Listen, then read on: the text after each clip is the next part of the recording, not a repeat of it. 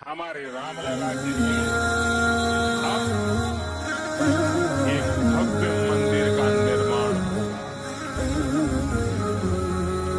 टूटना और फिर उठ खड़ा होना सदियों से चल रहे इस व्यतिक्रम से राम जन्मभूमि आज मुक्त हुई है। मेरे साथ एक बार फिर बोलिए, जय श्री राम। 6 दिसंबर को बाबरी मस्जिद को शहीद कर दिया गया। हम यही कहेंगे कि वहां पर हमारी मस्जिद थी, वहां पर हमारी मस्जिद रहेगी। आज आप जो जगह पर काम करने जा रहे हैं, वहां पर 500 साल तक मस्जिद थी, वहां पर हमने हय्या अलस सलाह और हय्या अलल फलाह की सदाएं दी। ये हम बोलते रहेंगे।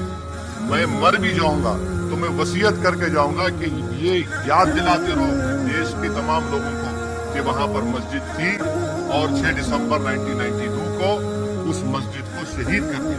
कि ईश्वर की प्रतिमा, परमात्मा की प्रतिमा बता करके वो साईं की मूर्ति की करें तो बहुत ही गंदा गलत है, और राम और कृष्ण की भी करें तो ये राम और कृष्ण के साथ भी अन्याय है।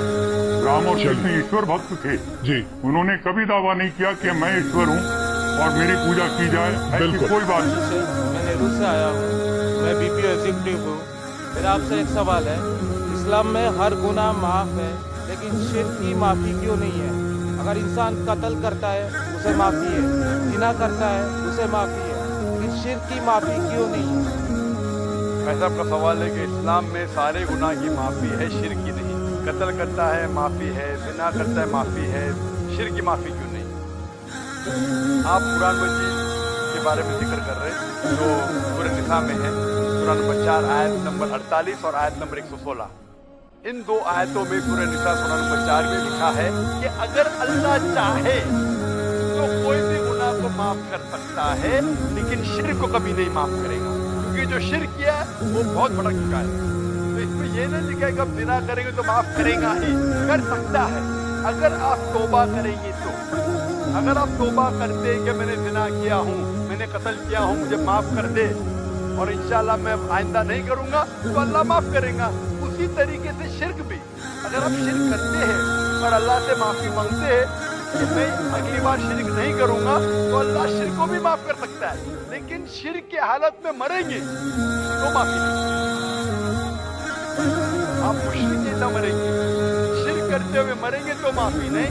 अगर आपने शिर्क किया, आज आप देख रहे हैं, कल भी परसों भी कितने गैर मुस्लिम बुत परस्ती करते थे, शिर्क करते थे, मूर्ति पूजा करते थे, अभी मुस्लिम बन गए। अल्लाह ताला बेशक माफ करेगा। और जिस दिन आप इस्लाम कबूल किए, आपके पिछले गुनाह सारे माफ, आपका स्लेट क्लीन।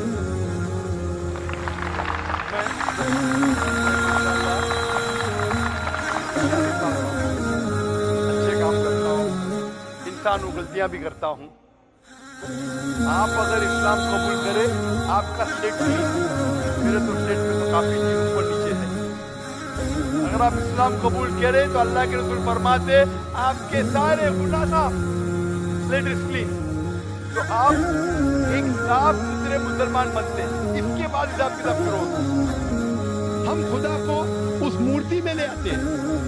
जब लिखा हुआ है श्वेताश्वतर उपनिषद में, यजुर्वेद में, नातस्य प्रतिमा अस्ति, उस ईश्वर की प्रतिमा नहीं है, हम मूर्ति बनाते हैं। मिसाल के तौर पे अगर मैं किसी को मदद करता हूं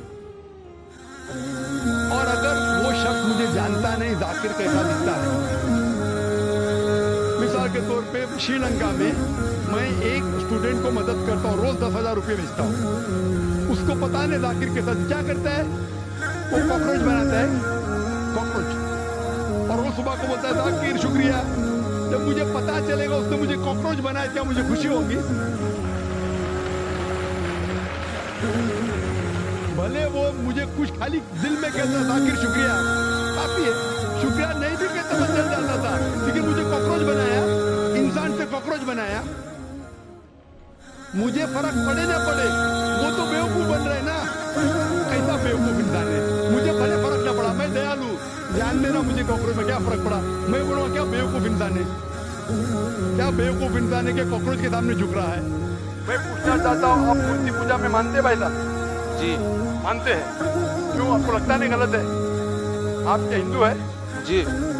आपके मजहबी किताब में लिखा है छंदों के उपनिषद में चैप्टर नंबर 6 अध्याय नंबर 2 श्लोक नंबर 1 एकदम एविडेंस दिया, खुदा एक है, उसके अलावा कोई नहीं है। लिखा है श्वेता उपनिषद में अध्याय नंबर 6 मंत्र नंबर 9, नाचक से कपि जनिता न सदीपा, उस ईश्वर उस भगवान का कोई रब नहीं, उसके कोई वालदेन नहीं। लिखा है श्वेता उपनिषद में चैप्टर नंबर 4 मंत्र नंबर 19 में न तस्य प्रतिमा अस्ति, उस ईश्वर उस भगवान की कोई प्रतिमा नहीं, कोई अक्ष नहीं, कोई पिक्चर नहीं, कोई पेंटिंग नहीं, कोई फोटोग्राफ नहीं, कोई मूर्ति नहीं, कोई बुत नहीं। लिखा है यजुर्वेद में चैप्टर नंबर 32 वर्ष नंबर 3 में मंत्र नंबर 3 में न तस्य प्रतिमा अस्ति, उस ईश्वर उस भगवान की कोई प्रतिमा नहीं, कोई अक्ष नहीं, कोई पिक्चर नहीं, कोई पेंटिंग नहीं, कोई फोटोग्राफ नहीं, कोई बुत नहीं, कोई मूर्ति नहीं। तो साफ तौर पे कई जगह आप हिंदू की मजहबी किताब में लिखा है कि मूर्ति पूजा गलत है, तो क्यों आप मूर्ति पूजा करते हैं? भाई साहब जी, इस बारे में मुझे सही तालीम नहीं है, मुझे थोड़ा वक्त चाहिए। मैं इतने हवाले दे रहा हूँ कि आपको लगता है कि मैं फेंकते जा रहा हूँ, हवाले के हवाले दे रहा हूँ। आप नोट कीजिए, आप लाइब्रेरी में जाइए, आपको वेद नहीं मिलता तो हमारी लाइब्रेरी में जाओ, इस्लामिक रिसर्च फाउंडेशन। हमारे इस्लामिक रिसर्च फाउंडेशन में आपको वेद का तर्जुमा मिलेगा, महाभारत का तर्जुमा मिलेगा, भगवत गीता के कम से कम 30 तर्जुमे मिलेंगे, बाइबल मिलेगा, बाइबल का तर्जुमा मिलेगा, कुरान का तर्जुमा मिलेगा, हदीस का तर्जुमा मिलेगा। मैं नहीं जानता हूँ कहीं भी हिंदुस्तान में इतने मजहबी किताब का तर्जुमा मौजूद है। इस्लामिक रिसर्च फाउंडेशन में फ्री लाइब्रेरी, एयर कंडीशन में बैठो, फ्री पढ़ो, इंशाअल्लाह आपको चाय पानी दूंगा मैं। चाय पानी रिश्वत नहीं है, तो क्या आप ठंडे दिमाग से कभी ठंडा दूंगा चाय पानी, तो आप अच्छे दिमाग से रिसर्च कीजिए। हमारे पास कंप्यूटर सॉफ्टवेयर है, आप क्या जानना चाहते हैं वेद के ऊपर बटन दबाओ, मिलेगा आपको। किधर लिखा है मूर्ति पूजा हराम है, बटन दबाओ कंप्यूटर में निकलेगा बाहर। वेद के कंप्यूटर सॉफ्टवेयर है, बाइबल की कंप्यूटर सॉफ्टवेयर है, कुरान की कंप्यूटर सॉफ्टवेयर है, हदीस के।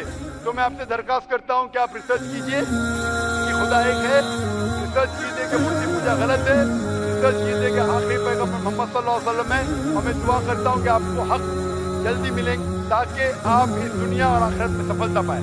जहाँ तक प्रश्न है मूर्ति में प्राण प्रतिष्ठा का, मैं पूरी ताकत से कहना चाहता हूँ कोई वेद मंत्र नहीं है जिससे किसी मूर्ति में जो जड़ है, पाषाण है, उसमें प्राण प्रतिष्ठा हो सकती है।